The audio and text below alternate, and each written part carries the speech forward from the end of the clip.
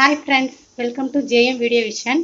இன்னைக்கு நாம ஆடு தலையில இருக்கிற மூளை வந்து எப்படி கிரேவியா பண்ணலாம் அப்படிங்கறத பத்தி பார்க்க போறோம். நான் இதுல வந்து ஒரு மூளை எடுத்து வச்சிருக்கேன். அடுத்து வந்து பல்லாரி வெங்காயம், சின்ன சைஸ் பல்லாரி வெங்காயம். ஒரு மூளைங்கிறதுனால ஒரு சின்ன சைஸ் பல்லாரி வெங்காயம், ஒரு சின்ன சைஸ் தக்காளி இதெல்லாம் குட்டி குட்டியா நறுக்கியாச்சு. இப்போ நம்ம ஸ்டார்ட் பண்ணலாம்.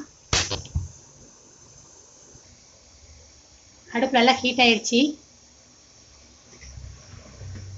இப்போ நம்ம பேனில் நல்லெண்ணெய் ஆட் பண்ண போகிறோம். நல்லெண்ணெய் இருந்துச்சுன்னா நல்லெண்ணெய் ஆட் பண்ணலாம், இல்லை வீட்டில் என்ன இருக்கோ அந்த எண்ணெயை நீங்கள் ஆட் பண்ணிக்கோங்க. எண்ணெய் கொஞ்சம் கூட கொஞ்சம் ஊற்றிக்கலாம், ஏன்னா நம்ம இப்போ பண்ணுறது கிரேவி. ஸோ எண்ணெய் நிறைய ஆட் பண்ணிக்கலாம். நல்லெண்ணெய் நல்லா சூடேறட்டும். எண்ணெய் நல்லா ஹீட் ஆயிடுச்சு. இப்போ நம்ம இதில் ஃபஸ்ட்டு பல்லாரி வெங்காயம், பெரிய வெங்காயத்தை ஆட் பண்ணுறேன். அது நல்லா வதங்கட்டும்.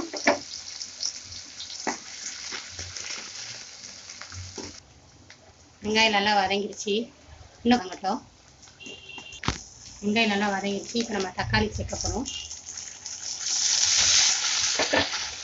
இது வதங்குறதுக்கு கொஞ்சமாக இப்போ நம்ம வந்து வெங்காயத்துக்கும் தக்காளிக்கும் மட்டும் கொஞ்சமாக உப்பு சேர்க்க போகிறோம். இதில் உப்பு சேர்த்தோம்னா கொஞ்சம் சீக்கிரமாக வதங்கிடும். தக்காளி இப்போ நல்லா வதங்கிட்டு இருக்கு. இன்னும் நல்லா மசிச்சு வதங்கணும். போகிறோம் ஒரு மூளை அப்படிங்கிறதுனால மல்லி ஃபஸ்ட்டு வந்து நம்ம மஞ்சப்பொடி ஆட் பண்ண போகிறோம்.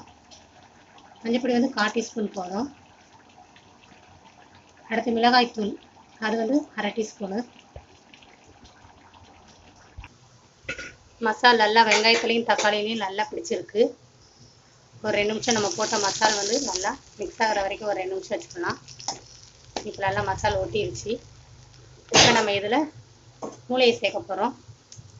ஆடோட மூளையை சேர்த்தாச்சு. இதை வந்து பீஸாக கட் பண்ண வேண்டிய அவசியம் கிடையாது. இது ஹீட்டுக்கேவும் ஆட்டோமேட்டிக்காக அப்படியே தனித்தனியாக மில்ட் ஆக ஆரம்பிச்சிடும். ஸோ நம்ம இந்த ஹீட்லேயே ஒரு 2 நிமிஷம் முட்டையை வச்சுருந்தாலே அதுவே தனித்தனியாக மில்ட் ஆகி தனித்தனியாக பிரிஞ்சிடும். கரண்டிகிட்டே இப்படி பீஸாக நம்ம மூளையை கட் பண்ணி விட்டுறலாம். கத்தியை வச்சு அறுக்கணுங்கிற அவசியம் கிடையாது. இப்படி கரண்டிகிட்டே நம்ம இப்படி பீஸாக கட் பண்ணிடலாம்.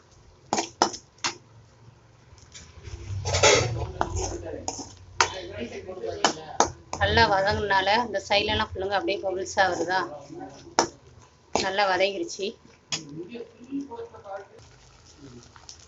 மூளை நல்லா வதங்கினதுனால இப்போ நம்ம தூளுப்பு ரொம்ப கொஞ்சமாக சேர்க்குறோம். ஒரு முட்டைக்கு நம்ம எவ்வளோ சேர்ப்போமோ அந்த அளவு தூளுப்பு சேர்த்தா போதும்.